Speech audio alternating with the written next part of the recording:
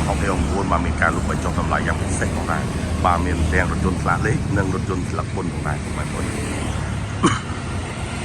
បាទមានប្រភេទ CVX Xខាពូនិង Full Option និងប្រភេទ X1 បងប្អូនបាទមានចាប់08ដល់020បាទចំពោះទីតាំងគឺនៅឃ្លាំងទីលក់យន្តហុកឯ9គឺមានតាំងនៅបណ្ដោយផ្លូវ2004បាទខាងត្បូងភ្លើងស្តុបសាសែនទី100ម៉ែត្របងប្អូនបាទសម្រាប់រថយន្តនៅក្នុងឃ្លាំងថ្មីស្អាតហើយជួលក្នុងតម្លៃធូរថ្លៃតែម្ដងបងប្អូនបាទមានការលក់បញ្ចុះតម្លៃយ៉ាងពិសេសជាមួយនឹងឃ្លាំងទិញលក់រថយន្តហុក9បាទតែមានរថយន្តទៅនឹងនាំចូលមកដល់ថ្មីបាទទាំងរថយន្តស្លាកលេខទាំងរថយន្តស្លឹកពុនបានមានការលក់បញ្ចុះតម្លៃយ៉ាងពិសេសបាទ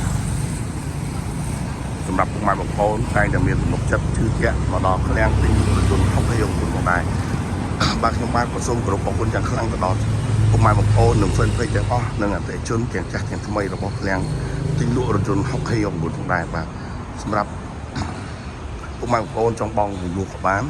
ទិញដាច់ក៏បានវាយដូរថែមក៏បានបាទពុកម៉ែបងប្អូនមានរថយន្តចង់លក់មកវិញក៏អាចទាក់ទងបានផងដែរបាទមានក្នុងស្តុបស្រាប់តែម្ដងបាទមានគ្រប់ពណ៌គ្រប់សេរីពុកម៉ែបងប្អូនបាទសម្រាប់ពុកម៉ែបងប្អូនចង់បងរំលោះគឺបងប្អូនមានប្រាក់ចូលរួមចាប់ពី 15% ឡើងទៅអត្រាការប្រាក់ទាបសមរម្យជាមួយនឹងដៃការសហការល្អបាទគ្រាន់តែវីដេអូខលក៏ពុកម៉ែបងប្អូនអាចទទួលយកឡានបានទៅប្រើផងដែរបាទចំពោះការផ្លាកលេខវិញយន្តផ្លាកលេខបាទពុកម៉ែបងប្អូនមួយខែបងប្រហែលជា200ស្តើងទេពុកម៉ែបងប្អូនបាទអញ្ចឹងពុកម៉ែបងប្អូនមន្ត្រីរាជការកម្មករកម្មការនិយោជកបាទបងប្អូនចង់ពង្រីកអាជីវកម្មយកឡានទៅដាក់ជួលឬក៏យកទៅខកអាជីវកម្មផ្សេងៗគឺអាចងាយស្រួលក្នុងការយកទៅប្រើប្រាស់តែម្ដងបាទរថយន្តនៅក្នុងឃ្លាំងគឺរថយន្តថ្មីជាច្រើនគ្រឿងច្រើនជម្រើសសម្រាប់ជូនទៅដល់ពុកម៉ែបងប្អូនបាទលក់ជូនទាំងគុណភាពនិងទំនុកចិត្តនិងតម្លៃធូរថ្លៃជូនទៅដល់ពុកម៉ែបងប្អូនតែជាពិសេសផងដែរបាទ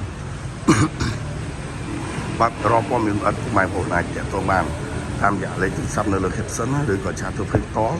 បាទឬមួយក៏ចុច link ខាងក្រោមដើម្បីទាក់ទងតាមប្រព័ន្ធ Telegram ផងដែរបាទពុ